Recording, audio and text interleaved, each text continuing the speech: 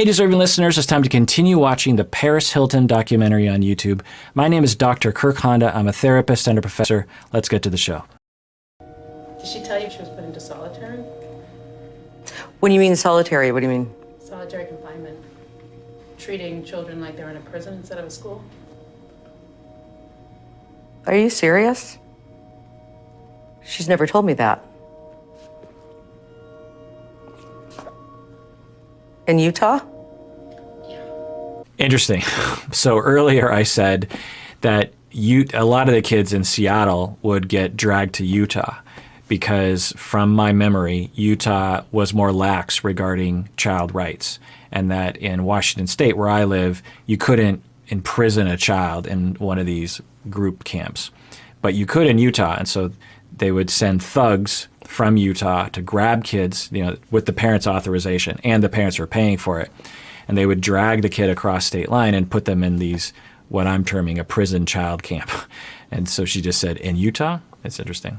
Oh, shit. Popping bottles. Cheers, bitch. Cheers. Again. I look beyond. No, you do not. The woman has been up since 5 in the morning. I went to bed at 1:30. The woman looks amazing. I woke up 5 times, having nightmares as always. I have dreams of my real life. When I was taken from my house, by people and being locked up somewhere. Okay, interesting. So she's referring to that, I think, that process that I talked about where the parents will say, okay, we've got to get our kid to this camp. We got to get him across state line to Utah, where there's more lax laws about child imprisonment. I'm saying imprisonment in quotes.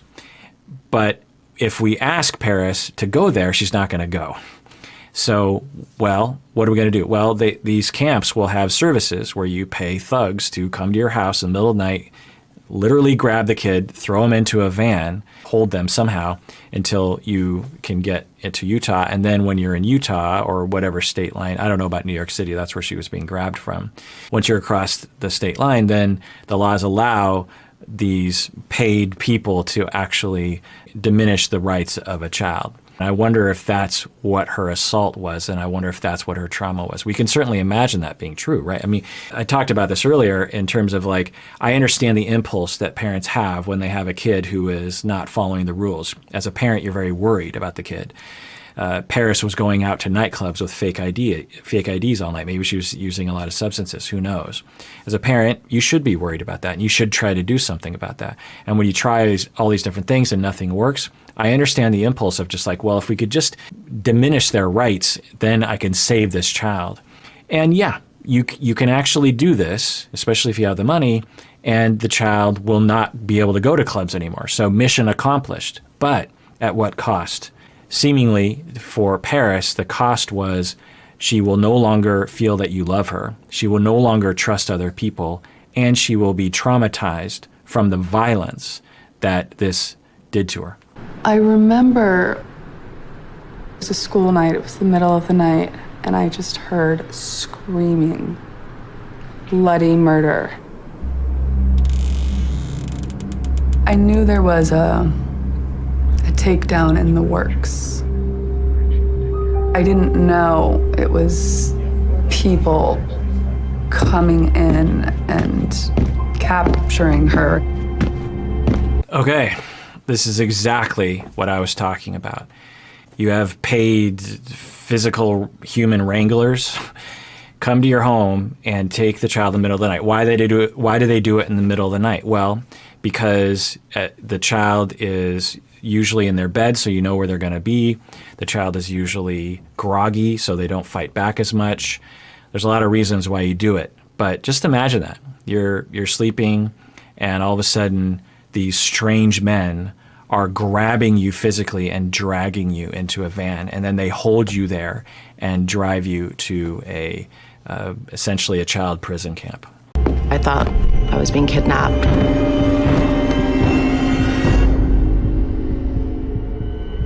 I started screaming for my mom and dad, help me, and no one came. Now, another element that they'll often do is the camp, because they've been through this so many times and this is their bread and butter, is they will work out a deal with the parents, and they'll say, we need you parents not to be in the home. Because if you're in the home, then it'll complicate things. The kid will manipulate you. We've seen it a million times. Believe me, you need to not be in the home. Also, it's not going to be pleasant to watch. And so if you really want this to happen, we will only do it if you are not in the home. So we need you to step out of the house. So I wonder if that's what happened here. And again, just imagine you're a kid, you're being grabbed by two men, you're screaming for your parents aren't there. Maybe these guys were like, look, we've been paid by your parents. Well, how are you supposed to know that's true? How are you supposed to trust these people that are grabbing you and dragging you away? As they were taking me, I saw my parents standing by their door crying. And I was like, please help me, what's happening? And no one would tell me what was happening. And then in the morning, Right. So just imagine that.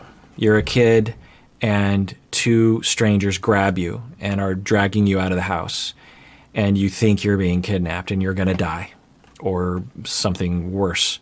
And then you finally see your parents, and your parents are like, yes, this is what I want. Imagine the betrayal that you would feel. Imagine the feeling of like, oh, wait, you don't love me. Not only do you not love me, not only do you not care about my feelings, but you actually hired these people to do this to me. You actually want these people to do this to me. So it's awful. And as I've said before, I understand the impulse. You're worried about your kids. But overall, what I found was that these camps were a negative for the kid and the family for a variety of reasons, including this. they were always trying to protect us and shield us. Did you ever get like nervous that that would happen to you? Because if they didn't really explain it to you on why she was going away, did you ever feel like... She was very naughty. What? She was. Did you talk to her about things? Did you? I told on her with everything. Thanks, I would bitch. listen on the phone. Have you ever said sorry to mom and dad? No. Like, I how? went through hell too. Okay, so we're hearing more data that the younger sister, I thought she was an older sister, but she's a younger sister, was the parentified one. She was the one, the responsible one. She would tell on her older sister, and she got rewarded for that. I would guess, who knows, that the parents did not give the kids enough love and attention. And as a result, Paris acted out. She tried to get attention negatively, or she just gave up on her family and tried to find her family in the clubs. A lot of people will do that. Some people will find their families in gangs or in other kinds of communities because they're not getting love and attention from home. And the younger sister, she got her love and attention by telling on her sister and being better than her sister, by being the good girl. So what this does is it turns siblings against each other. For those of you who watch my Darcy and Stacy reaction videos, it seems as though that might have happened to the two of them, because particularly Darcy, she will attack Stacy in a lot of different ways. At least that's my observation. And usually that's an indication that the kids both were not given enough love and attention, and so they turn on each other as a way of trying to get a little bit more love and attention from their parents. But then the sister also said something like, did you ever apologize to mom and dad for what you did to them? I bet you anything that if we heard the full story, we would sympathize with the parents. I'm guessing we would hear stories of Paris's behavior as a teenager, and we'd be like, whoa, take it from me as a family therapist. I would see some extreme behaviors from teenagers. Now, usually it indicated that they were suffering quite a bit, the teenagers. It usually wasn't because there was something wrong with them or that they were a little psychopath. Sometimes it was that, but it usually wasn't that. But I have seen some very extremely hurtful and scary behavior from children, and parents often have a reason for their feelings. Now, from my experience, sending kids to boarding schools is an overall negative, and so I would always recommend to families that they not do that for a variety of reasons, at the least of which is it might just be a colossal waste of money. but can be actually quite traumatic for the kids and essentially destroy the relationship that you had with the kid, causing the kid to completely not care about your rules. But anyway, I guess I'm curious as to what the parents would say about Paris's behavior that might help us to understand why they were so desperate. The last school that I went to was Provo Canyon School. And that was the worst of the worst.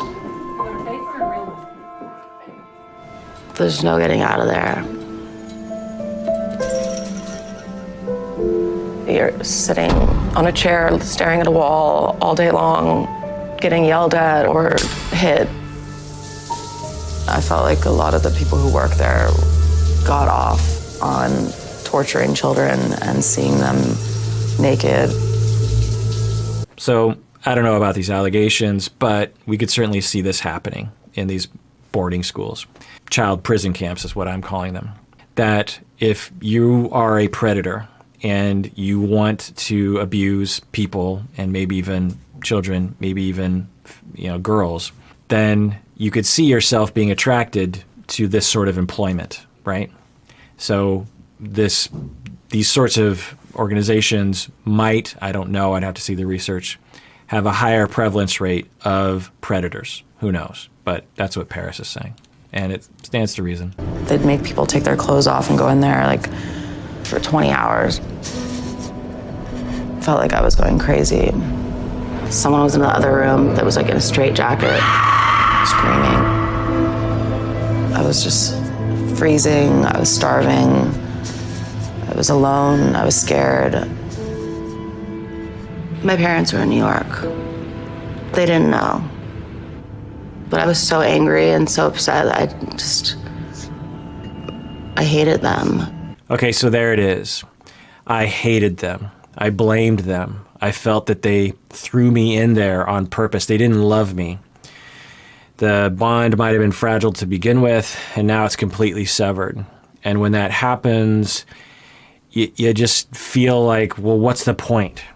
Why try to love people? Why try to be loved? It never works out. And she seems to have exhibited that defense moving forward. I don't know, but she certainly seems to be telling us that. I was at Provo for 11 months. And the only thing that saved my sanity was thinking about what I wanted to do and who I wanted to become when I got out of there. I was going to do everything in my power to be so successful that my parents could never control me again. All right, so there you go. It was one of my hypotheses, I think, maybe more specific, but that sense of security that she's looking for, that she was not in control of her own body. She was not in control of the medication she was taking. She was not in control of where she lived. She was not in control of the abuse that she was experiencing. And she saw a way out, which was through money. And money is power. Money is definitely power. We saw earlier how she was upset at her boyfriend, and the money that she has and the power she has means that she employs a lot of different people. And she asked those people to take away his access bracelet, and they took him away from her. And so money and power definitely gave her security from people hurting her. Her boyfriend, her dating partner or person was hurting her feelings. She told all of her people, get rid of him, throw him out of the festival, and they did that. So it's real. And she is continually trying to chase that security and continually running away from the traumas that still plague her today. She perceives that earning more and more money, getting to $100 million, was going to make her feel better. But then she didn't feel better, as she said. And she set a new goal, $1 billion. Then I'll feel safe.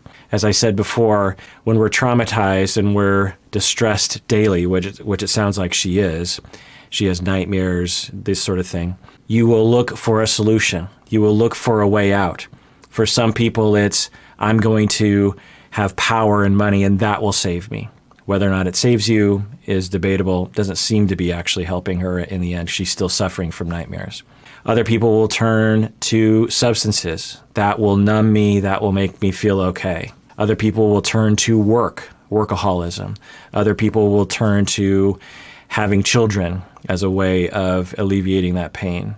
Other people will turn to video games. All these things are distractions and they can temporarily help, and I would never take that away from people. But what it doesn't do is it doesn't heal the underlying wounds. This is iconic. Vanity Fair ended up doing a huge story on it. This was before The Simple Life, so this is basically how the world got to know me. Coming out of Provo, I was also very traumatized. I never spoke to my family about it. I think all my anger just went into my drive for success. All right. All my anger went into my drive for success. And that is a good sublimation. It's like, okay, I'm gonna put this into productive energy. But does it heal the original pain that is causing anger to begin with? Doesn't seem like it for her.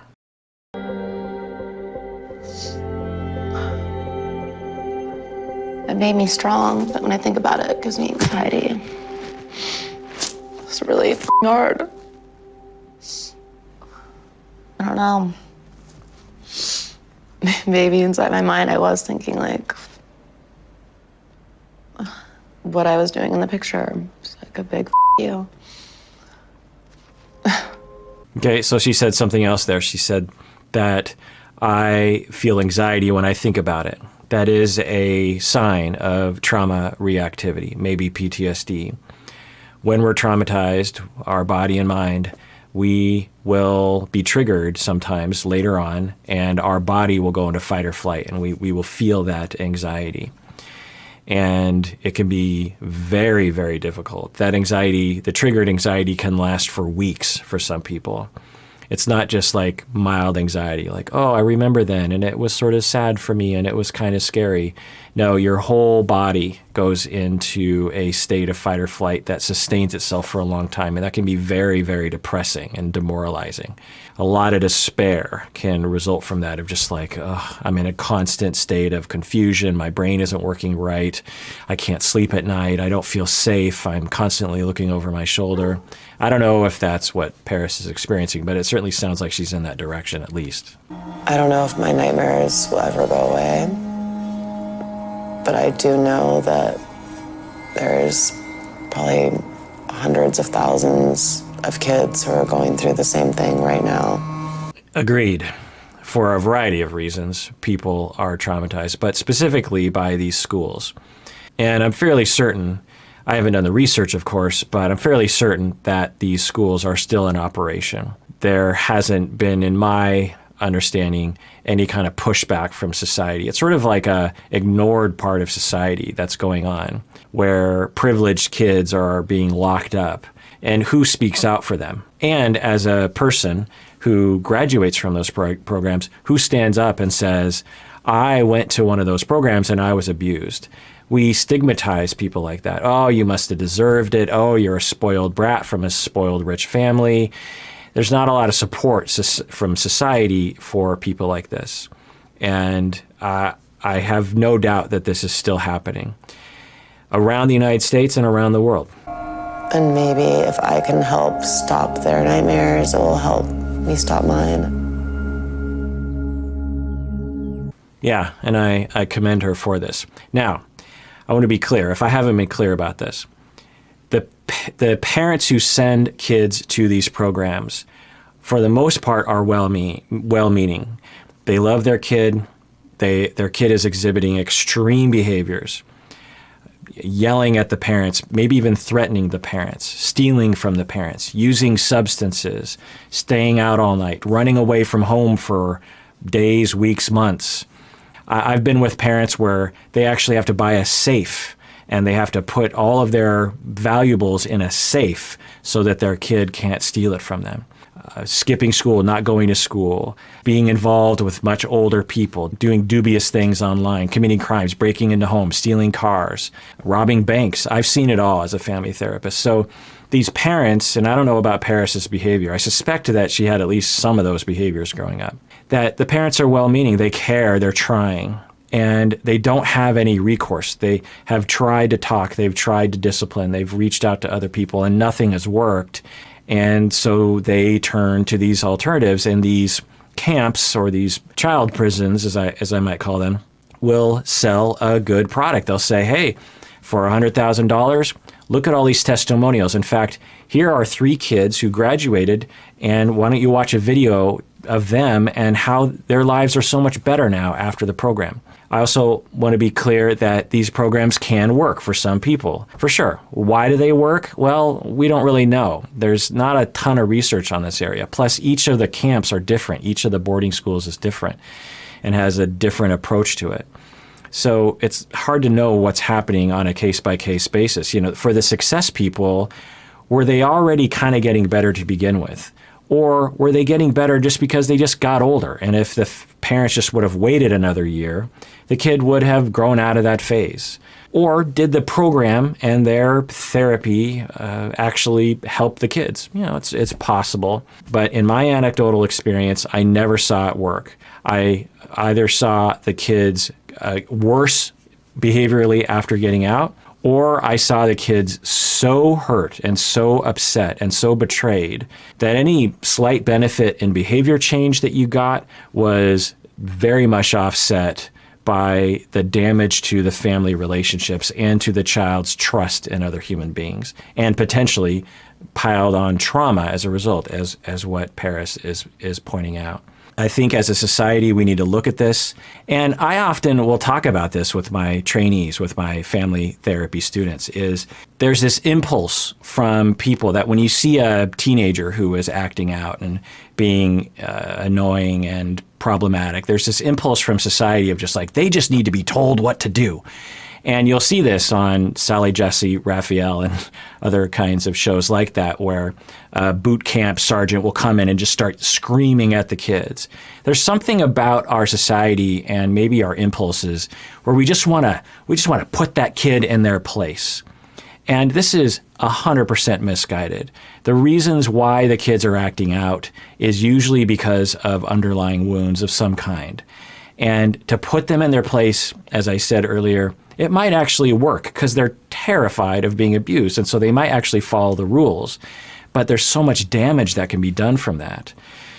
Now, I have worked with some people where a lot of discipline for a period of time did seem to work, and then afterwards, you know, because sometimes I'll work with families for sometimes 15 years, and so I'll see the kid at the age of 30, and they'll say, you know what, I was really being a bad kid when I was 15, and you know, it was probably a good idea that my parents were cracking down on me. I probably deserved it. Will you hear stories like that? Sure. But as I said, these boarding schools, the attachment disruption and the betrayal and the potential physical trauma is not worth it in my book. Or at the very least, the risk is not worth it. And that's usually what I would say to the parents. It's just like, okay, here are the possibilities, and here are the percentage possibilities as I see it, as it happening. Is that worth it? And most of the parents that I talk to would say, oh, I guess not. That isn't worth it. Some of the parents would say, yes, it is worth it to us, because we can't sleep at night with that devil child sleeping down the hall from us. This child is going to burn our house down. This child is going to hurt our other kids. And so, yes, we are willing to take that risk. So it's a complicated situation. And if you've been in that situation, you know how complicated it is. But if you're not in that situation, it's easy to simplify it of just like, oh, the parents are evil. Oh, the boarding camps are evil. Oh, Paris Hilton must have deserved it. Once you actually get to know these families with teenagers, it becomes a lot more complicated. I've seen this person in 20 years in my purse. Part of going to those schools and having nothing and everything taken away. And when I got out of there, I was like, I just want to have everything I want. And like, it's too much. I don't know. When you get everything taken away, it's like I don't know. I appreciate everything and I want everything. I've been looking for my old roommates and people I became friends with there. And that's an interesting statement from her as well, that might point to her defenses and her lifestyle as we watch her. It reminds me of people who grew up in the Great Depression, and they had to really get by with very little. And they would have to reuse things. So an old coffee can, you didn't throw it away because you might be able to use it for something, because you never know when you might need something like a coffee can. And a lot of people that were older than me, like my grandparents' age, you would find that they would hoard a lot of things and they would never throw anything away. They would eat all their food on their plate because of that mentality that they developed when they were kids, that you can't waste things or else people will die. And so for her, she had all of her things taken away from her. She had all of her life taken away from her. And she was very insecure. She had no power. And when she got out, she was like, now I'm in power and now I can buy things and now I can have my own things. I can have my own homes, my own cars, my own assistants, my own people that can push people away, my own people that can take someone away from me if I need them to. And that's a scarcity mentality, or a mentality that is oriented toward making sure that you're never without things because you didn't have things for a period of time. All right, well, that does it for that episode of Psychology in Seattle. Everyone out there, please take care of yourself because you deserve it. You really, really do.